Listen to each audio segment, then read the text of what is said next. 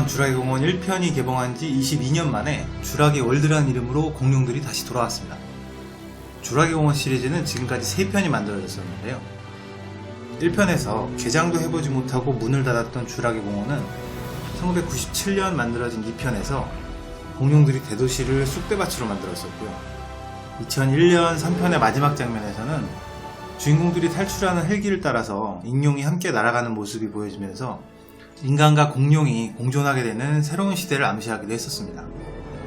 만약 이번에 개봉한 주라기 월드가 3편의 설정을 그대로 따른다면 익룡들이 날아다니는 인간 세상이 펼쳐져야 할 것 같은데요.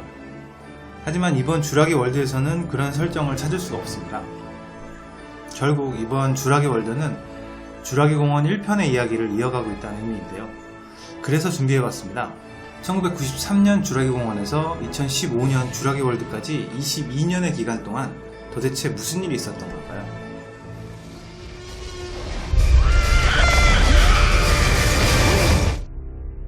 과학자이자 사업자이자 또한 모험가이기도 했던 존 해먼드는 주라기 시대에 공룡의 피를 빤 모기들이 나무의 진액에 갇혀서 화석화된 호박에서 공룡들의 DNA를 채취할 수 있다는 사실을 알게 됩니다. 존 해먼드가 창립한 유전자 연구회사 인젠사는 1984년부터 전세계 각지에서 이 호박들을 수집해서 공룡들을 부활시키는 연구를 하게 되고요. 드디어 1993년 이 공룡들이 가득한 테마파크 주라기 공원의 개장을 앞두고 있었습니다. Welcome to Jurassic Park. 각계 전문가들을 불러 모아서 공원 개장의 마지막을 점검하려던 해먼드 할아버지의 시도는 끔찍한 재앙으로 마무리되면서 주라기 공원은 개장도 해보지 못한 채 역사 속으로 사라지게 됩니다.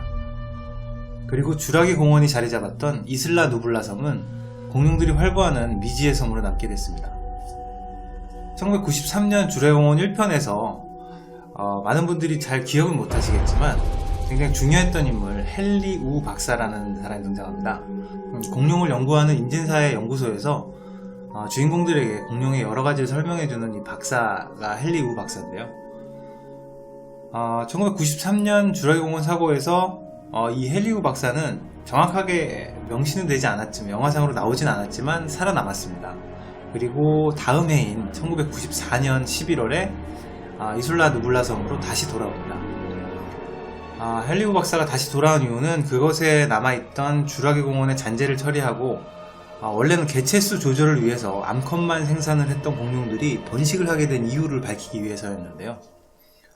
부족한 공룡들의 DNA를 개구리 DNA로 채운 것이 공룡들의 성별을 변화시키는 새로운 기능을 만들어낸 것을 알게 되었고요. 이를 계기로 헨리 박사는 그 다음 해에 신의 개념의 진화라는 책을 발간합니다. 이 책에서 다양한 생물의 유전자 합성이 가능하고 새로운 종류의 생물을 만들어낼 수 있는 가능성을 언급하는데요. 1997년에는 인젠사 소속으로 헨리 박사와 그의 팀이 여러 식물의 유전자를 합성한 새로운 종류의 식물을 만들어냅니다. 그래서 전세계에 이목을 받게 되는데요. 하지만 인젠사의 창시자인 존 해먼드가 타계하게 되면서 인젠사는 재정적인 어려움을 맞게 되었고요. 헨리 박사의 연구는 큰 빛을 보지 못했습니다. 하지만 이 연구는 석유 사업으로 전세계 부호로 성장한 국제적인 회사 마스라니 글로벌이라는 회사에 주목을 받게 됩니다. 지금부터 들려드릴 얘기는 주라기 공원의 얘기는 아니고요. 이번 주라기 월드에서 주라기 공원의 모체였던 인젠사를 인수한 마스라니 글로벌이라는 회사에 대한 얘기입니다. 1992년에 대재벌 회사의 아들 사이먼은 아버지 산자이 마스라니로부터 회사를 인수받습니다. 이 회사는 1973년에 마스컴이라는 이름으로 통신 네트워크사로 설립된 회사고요. 인도에서 설립이 되었는데 이미 인도에서는 가장 높은 시장 점유율을 자랑하는 통신업계 대기업이었습니다. 마스라니의 새로운 회장이 된 사이먼은 천성적으로 낙천주의에다가 모험심으로 가득한 사람이었는데요. 1996년부터 원유 사업으로 사업 영역을 확장하고 전세계 운송 연료의 21%를 점유하게 되면서 세계에서 매출 3위를 기록하는 대기업으로 성장을 시킵니다. 사이먼은 회사명을 마스라니 글로벌로 바꾸고 석유 사업을 기본으로 한 자원 개발은 물론이고 건설, 엔지니어링, 부동산의 신기술 개발까지 수행하는 국제적인 규모의 글로벌 기업으로 만들었고요. 포춘지에서 선정한 세계 500대 기업에 이름을 올립니다.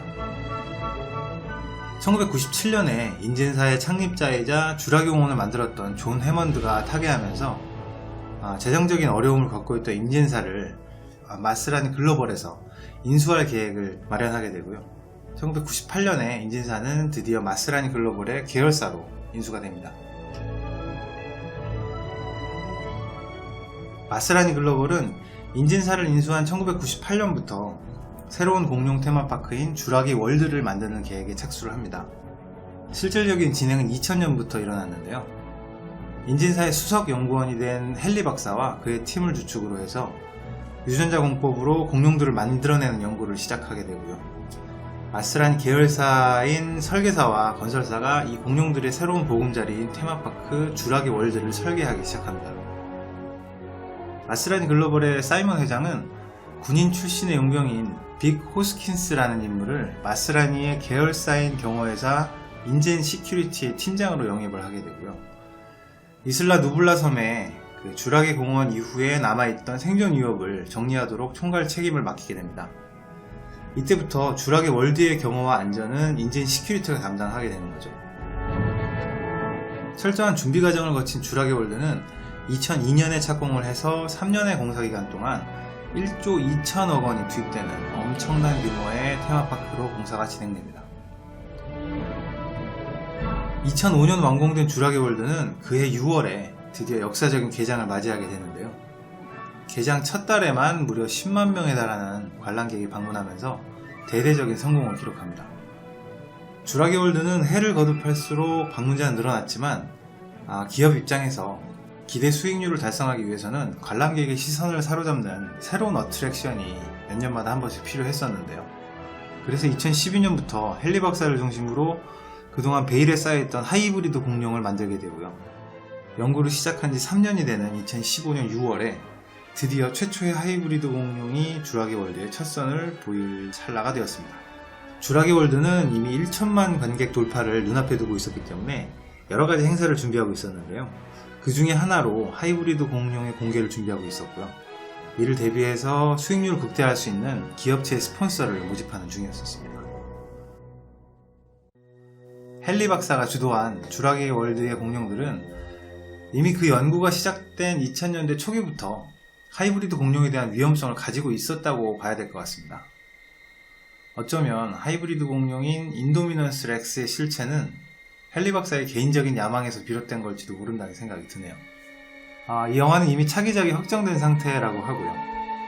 다음 영화에서 다시 주라기 월드라는 공간이 등장할지 아니면 공룡들만 등장하는 다른 배경이 나올지 무척이나 궁금해집니다.